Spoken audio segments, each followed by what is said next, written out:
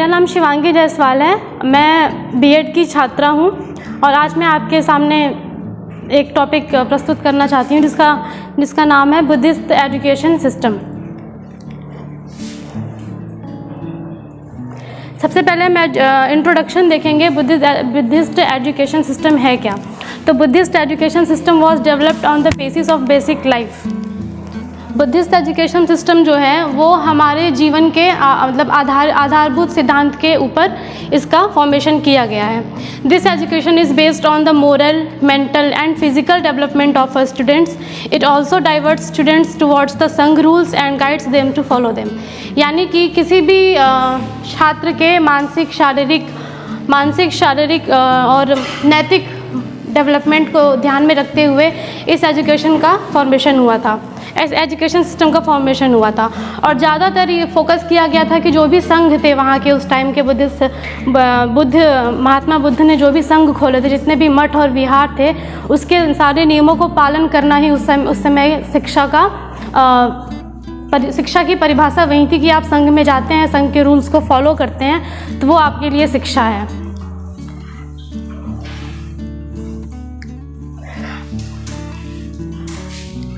Buddhist system जो है ये दुनिया के विश्व में जितने भी एजुकेशन सिस्टम हैं जो होलिस्टिक डेवलपमेंट के ऊपर काम करते हैं, यानी कि सर्वांगीण विकास के ऊपर काम करते हैं, वो उनमें से एक है हमारा बुद्धिस्ट एजुकेशन सिस्टम। इसके कुछ कैरेक्टरिस्टिक्स हैं जो हम लोग अभी वन बाय वन करके देखेंगे। पहला है sacrifice of material comforts and luxuries was the prime importance under the Buddhist education system. Sacrifice करना होता है आपको मटेरियल कंफर्ट्स का। जैसे कि आप यहाँ पे आके बैठे हुए हैं तो आपको डेस्क मिल रहा है, चेयर मिल रहा है और भी सुविधाएं दी जा रही हैं। तो ये जो कंफर्ट है आपको उस कंफर्ट जोन से बाहर निकालता है आपका बुद्धिस्ट एजुकेशन सिस्टम। और जितने भी लग्जरीज़ हैं, जो राजा महाराजा के उस समय जो भी घर के जो बच्चे होते थे वो लग्जरीज़ में रहते थे, यानी कि उनको खाने पीने की सुविधा, उसके अलावा भी जो उनको लग्जरी दी जाती थी उनको एंटरटेनमेंट के लिए, तो वो सारे एंटरटेनमेंट यहाँ पे आपको बुद्धिस्ट एजुकेशन सिस्टम में मठ या विहार में हटा दिए जाते थे, क्योंकि वहाँ का मुख्य मतलब मेन एम ही था सेल्वेशन, मुक्ति, मोक्ष की प्राप्ति। सेकेंड है विहार्स और Buddhist monasteries where the centres of education. जो मठ और विहार होते थे वही एजुकेशन के वो सेंट्रल होते थे, मतलब विद्यालय एक तरह से कोई पर्टिकुलर विद्यालय नहीं होता था बुद्धिस्ट एजुकेशन में। वहाँ पे जो मठ और विहार जो संघ ने बनाए होते थे वही उस समय का विद्यालय होता था। Students underwent an ordination ceremony which is called pabbajja, after which they had to lead a novitiate life for 12 years। जब बच्चे अपना पढ़ाई शुरू करने जाते थे, प्राइमरी एजुकेशन जो होता है, प्राइमरी एजुकेशन जब स्टार्ट करने जाते थे तब उनका पबज्जा संस्कार होता था। Students were expected to follow 10 commandments. उनको 10 कमेंडमेंट्स दिया गया था कि वो इसको फॉलो करते हैं तो वो बुद्धिस्ट एजुकेशन सिस्टम के स्टूडेंट हैं, ये उनको फॉलो करना पड़ता था। पहला है नॉट टेकिंग लाइफ। वो साधारण जीवन नहीं बिता सकते थे, उनका जीवन वो लग्जरी वाला जीवन या राज ठाट वाला जीवन जो है वो नहीं बिता सकते थे, उनको एक साधारण जीवन जीना होता था। टेकिंग व्हाट इज़ गिवन, उनको वो स्वीकार करना पड़ता था जो उन्हें मठ और विहार से दिया जाता था, वो उस चीज़ों को नकार नहीं सकते थे। नॉट टेलिंग लाई, झूठ नहीं बोल सकते थे क्योंकि झूठ बोलना संघ के रूल के खिलाफ होता था। Not eating out of time, खाना और पीना वो भी आपको समय से करना है। बेसिकली हम कह सकते हैं कि जो आश्रम में जो रूल्स होते थे वैदिक पीरियड में, वही कुछ रूल्स आपको यहाँ पे बुद्धिस्ट एजुकेशन सिस्टम में रिलेटेबल मिलेंगे। नॉट ड्रिंकिंग, मतलब अल्कोहल का आप सेवन नहीं कर सकते हैं। नॉट यूजिंग गार्लैंड, सेंट्स वगैरह, यानी कि गार्लैंड, माला और कोई भी ऑर्नामेंट्स है, कंगन, चूड़ी, लड़कियां या लड़के भी पहनते थे उस टाइम में, राजा महाराजा के बच्चे, तो उन लोग को वो भी मना कर दिया गया था। सिंपल उन लोग का ड्रेस होता था जो कि सिर्फ एक सूती के धागों से बना होता था।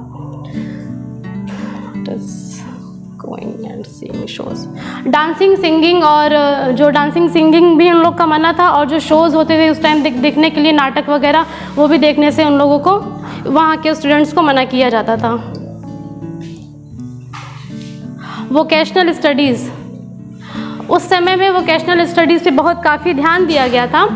Vocational education was not ignored during the Buddhist education. The monks of Bihar were taught spinning, weaving and sewing in order that they meet their clothing requirement. वो जो उनकी जो कपड़े की रिक्वायरमेंट होती थी, कपड़ों की ज़रूरत होती थी, वो खुद ही बनाते थे। वो खुद ही सिलाई कढ़ाई बुनाई करके अपना कढ़ाई नहीं, सिलाई और बुनाई करके अपना खुद का वस्त्र वो तैयार करते थे। और यही नहीं, जितने भी मठ और विहार जो होते थे, उनका आर्किटेक्चर वाला जो काम होता था, जो आर्किटेक्टिंग का जो पार्ट होता था, वो खुद ही, सारे स्टूडेंट्स खुद ही मिल करके बनाते थे। वो खुद ही कह सकते हैं कि मठ और विहार का निर्माण करते थे, साथ अपने जो उनके शिक्षक हुआ करते थे उनके साथ।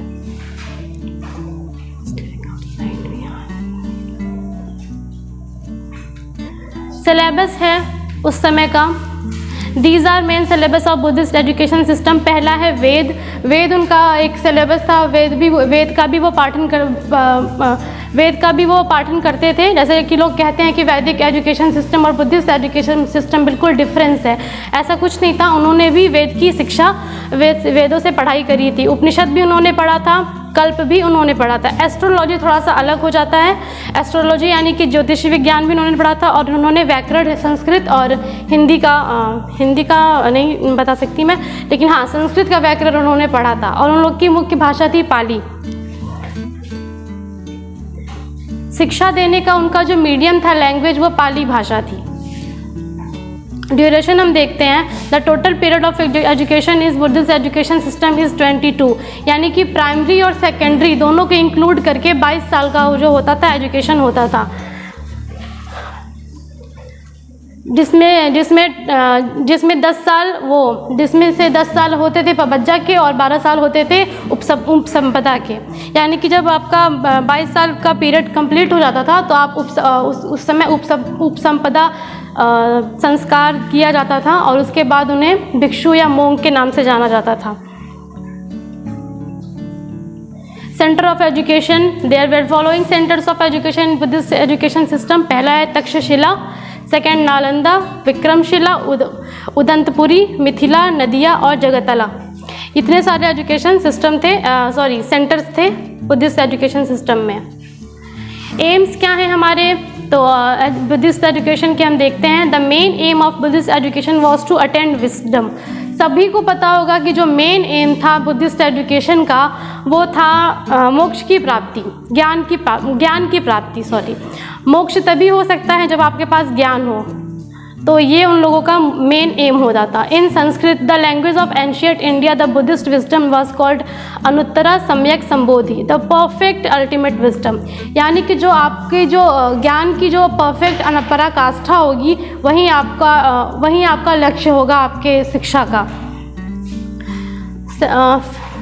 सेकेंड है physical development. Buddha himself advocated the need of good health. According to him, good health helps a man to escape from bodily suffering. Moreover, he can go well with his performing his duties. Buddha ji का ये कहना था कि अगर हम अपने health का, अपने स्वास्थ्य का ख्याल रखते हैं तो कम से कम हम अपने शारीरिक हमें जो कष्ट आते हैं उन कष्टों से हम उबर सकते हैं, उन कष्टों से हम बचे रह सकते हैं। और जब हम हेल्थ रहेंगे, हमारी हेल्थ अच्छी होगी, तो हम अपना ड्यूटी, हमारा जो कर्मा है, वो हम बेस्ट तरीके से अपना 100% उसमें दे पाएंगे। क्योंकि अक्सर यही होता है कि हम जब अच्छा कर रहे होते हैं, हमारी हेल्थ बिगड़ जाती है और फिर जो कंटिन्यूटी बनी रहती है वो टूट जाती है। तो बुद्ध ने इस पर बहुत जोर दिया था कि मतलब जितने भी बच्चे हैं वो उनका स्वास्थ्य अच्छा हो। डेवलपमेंट ऑफ नॉलेज का डेवलपमेंट करना वहाँ का बुद्धिस्ट एजुकेशन सिस्टम का सेकंड मेन एम था।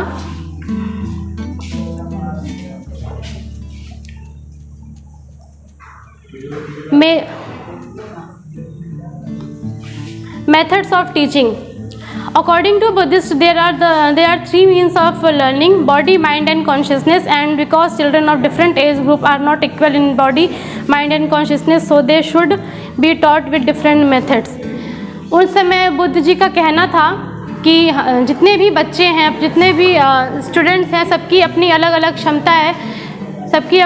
अलग क्षमता है और वो अपनी क्षमता के हिसाब से ही पढ़ाई करेंगे। तो उन लोगों में हर तरह के मेथड को हर तरह से डिफरेंट वो किया जाता था।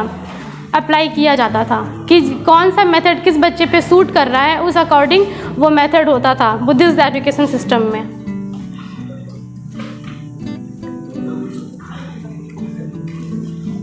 Merits and demerits of Buddhist education system. अब तो हम लोगों ने पढ़ लिया इसका कैरेक्टरिस्टिक्स और क्या क्या है, बेसिक नॉलेज। अब हम देखेंगे कि इसके गुण और अवगुण क्या हैं। तो पहला है, देखते हैं, central administration. In Vedic period the education was under the individual control to teachers, whereas in Buddhist period it came under the central control of Sanghs. ये इसका एक मेरिट हो जाता है। मेरिट इसलिए हो जाता है क्योंकि जो बुद्धिस्ट एजुकेशन सिस्टम है उसको जो संघ होता था, जो मठ और जो विहार होते थे, जो उसके मोंक होते थे, वो उनके कंट्रोल में होता था। मतलब वो खुद ही कंट्रोल करके रखते थे। और जो उस समय के राजा जो होते थे, राजा लोग वहाँ पे इनको फंड देते थे कि आप अपने मतलब मठ बनाइए, विहार बनाइए, आप अपनी शिक्षा प्रणाली को बढ़ाइए। तो इसका हेल्प मिलता था हमें उनसे, राजा महाराजाओं से। सेंट्रल मतलब गवर्नमेंट एक तरह से कह सकते हैं, गवर्नमेंट का अधिकार था, उनके अंडर में था, जो कि ये बहुत बड़ा प्लस पॉइंट है। Free primary education. Buddhist education system primary education was free, whereas fees were charge for the, क्या आगे खिसक नहीं रहा है। हाँ, इसका मतलब ये हुआ कि फ्री एजुकेशन सिस्टम आपको प्राइमरी लेवल पे दिया जाएगा बुद्धिस्ट एजुकेशन सिस्टम में। Contribution of Buddhist education system, the beginning of central control over education. जैसे मैंने अभी भी बताया कि सेंट्रल का कंट्रोल होता था एजुकेशन पे बुद्धिस्ट एजुकेशन सिस्टम में, ये इसका पहला मेन एम था। सेकेंड है division of education into various levels. इसके पहले प्राइमरी और सेकेंडरी और हायर सेकेंडरी, प्राइमरी सेकेंडरी जितने भी वो होते थे, डिवीज़न होते थे, पहले ये डेवलप नहीं थे। इसको डेवलप करने का काम किया बुद्धिस्ट एजुकेशन सिस्टम ने। तीसरा है the beginning of mass education. जन शिक्षा को भी बढ़ावा दिया गया, जन शिक्षा को भी बढ़ावा दिया गया बुद्धिस्ट एजुकेशन सिस्टम में। Equal education of women and man, यानी कि महिला और पुरुष को समान तरीके से, समान भाव से शिक्षा दी जाए, ये बुद्धिस्ट एजुकेशन सिस्टम का एक मोटो था। मेरिट बेस्ड एजुकेशन, वहाँ पे मेरिट बेस्ड एजुकेशन होते थे, जो जैसे मार्क्स पाते थे, जैसे कि प्राइमरी है, प्राइमरी में उन्होंने जैसे मार्क्स अटेंड किए हैं उसी अकॉर्डिंग उनको हायर लेवल पे एडमिशन उनका होता था। Emphasis of vocational education and art skill, ज़्यादातर उन्होंने वोकेशनल स्टडीज़ यानी कि आर्ट स्किल यानी कि हाथ से जो आप कढ़ाई बुनाई सिलाई जो करते हैं वो स्किल, और वोकेशनल मतलब व्यवसायिक शिक्षा भी उस समय दी जाती थी, ताकि बच्चे अपना खुद से ही निकल के जाएं तो खुद से अपना गुजारा कर सकें, अपना जीवन यापन कर सकें। Continuity of sweet relationship of students and teacher, तो उस समय शिक्षक और छात्र के बीच बहुत ही मधुर संबंध होता था। और दूसरा था कि एम्फेसिस ऑन द विजडम, उन लोगों का मेन एम यही होता था कि हम जो है बुद्धि की जो पराकाष्ठा होती है व्यक्ति में, तो जब एक व्यक्ति उसके अंदर बुद्धि की पराकाष्ठा जो उच्च स्तर तक पहुंच जाती है तो वो सही माने में एक शिक्षित और ज्ञानी पुरुष कहलाएगा। लास्ट में आते हैं हम कंक्लूजन पे। Buddhist education aimed at purity of character. Buddhist education ये मानता था कि जितना पवित्र हमारा चरित्र होगा उतना ही पवित्र हमारा और उतना ही सुखमय हमारा जीवन होगा। Vihars of monasteries are the centres of education in Buddhist education system. जैसे मैंने अभी भी पहले बताया कि जितने भी मठ और विहार होते थे वो बुद्धिस्ट एजुकेशन सिस्टम के सेंटर होते थे, मतलब वहीं पे पढ़ाई शिक्षा दी जाती थी। Monks are receiving the education in a vihars. Monks जो होते थे वो विहार को चलाते थे, वो ऑर्गेनाइज करते थे। Cordial relationship between the teacher and student. शिक्षा